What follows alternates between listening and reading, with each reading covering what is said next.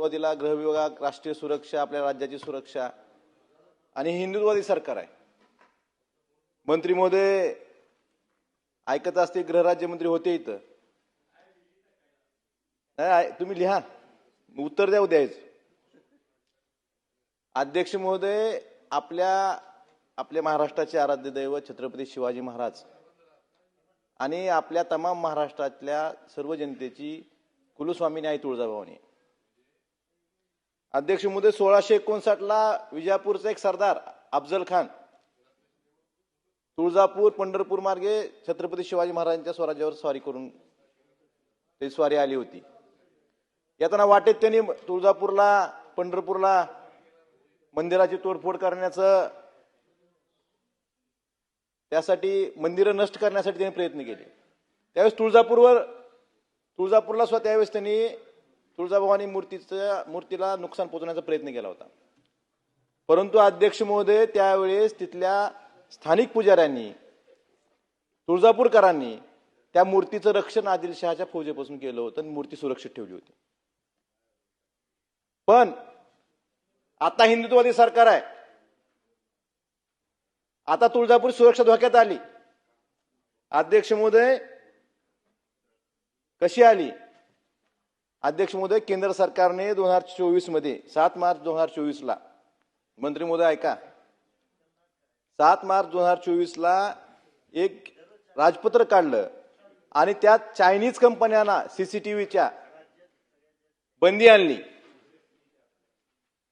कशासाठी बंदी आणली? की याचे सर्व्हर चायनामध्ये आहेत, ह्याचा डेटा लीक होऊ शकतो. ते सर्व्हर चायनामध्ये असल्यामुळे भारत सरकारने त्याला बंदी आणली. पण आपल्या गृह विभागामार्फत एक काम झालं, सीसीटीव्ही तिथं आता सीसीटीव्ही बसवले 64-67 ठिकाणी. आणि कुठले सीसीटीव्ही बसवलेत? हे चीनी कंपनीचे. मंत्री महोदय, इनव्ह्यू नावाच्या कंपनीचे सीसीटीव्ही बसवलेत. ही कंपनी कुठली? चीनची.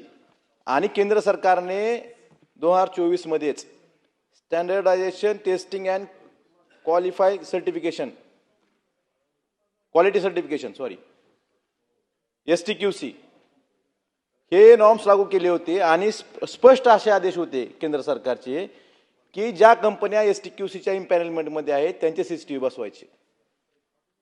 मग तुळजापूरमध्ये सीसीटीव्ही बसताना केंद्र सरकारच्या नियमाचं पालन का केलं गेलं नाही? ह्याचं उत्तर सरकारने देणं गरजेचं आहे. तुम्ही अयोध्येतल्या रामाच्या दानपेटीत पण चोरी होते आणि इथं आई तुळजाभवानीचं सुरक्षा धोक्यात आपण घालताय. हे हिंदुत्व आहे का आपलं? हिंदुत्ववादी मतदारांनी आपल्याला मतदान केलं, हिंदुत्ववादी सरकार म्हणून निवडून दिलं, आणि आपण आपल्याच मंदिराची सुरक्षा धोक्यात घालतोय. हेच हिंदुत्व आहे का? हा प्रश्न सर्व हिंदू समाजाला पडलेला आहे. अध्यक्ष महोदय, याबाबत STQC मध्ये इम्पॅनलमेंट नसताना सुद्धा त्या ठिकाणी सीसीटीव्ही बसवले गेले. आणि ह्याची कार्यान्वित यंत्रणा कोण आहे? अध्यक्ष महोदय, मंत्री महोदय, गृह विभाग कार्यान्वित यंत्रणा आहे. मग ज्यांच्याकडे सुरक्षेची जबाबदारी असते त्यांना तर माहित पाहिजे ना केंद्र सरकारचे गाईडलाईन्स काय आहेत. भ्रष्टाचार तुम्ही रस्त्यात करता, पुलात करता, कशातही करता, पण देवाला तरी सोडा. देवाला तर सोडलं पाहिजे ना. आपल्या महाराष्ट्राची कुलस्वामिनी आहे, त्या ठिकाणी सुद्धा तुम्हाला भ्रष्टाचार करावा वाटतो, त्या ठिकाणी सुद्धा पैसे खावं वाटतात. ह्यापेक्षा महाराष्ट्र दुर्दैव कुठलं जाऊ शकत नाही. त्यामुळे अध्यक्ष महोदय, माझी विनंती आहे की याची SIT चौकशी झाली पाहिजे.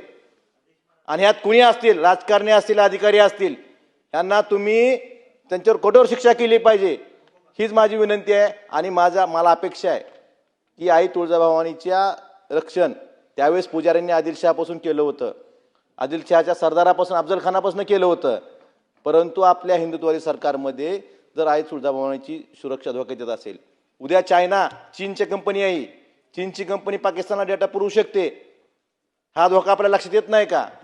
त्यामुळे याची चौकशी झाली पाहिजे, SIT नेमली पाहिजे आणि दोषी आहेत त्यांच्यावर कठोर कारवाई केली पाहिजे. ही मागणी मी आपल्या माध्यमातून सरकारला करतोय.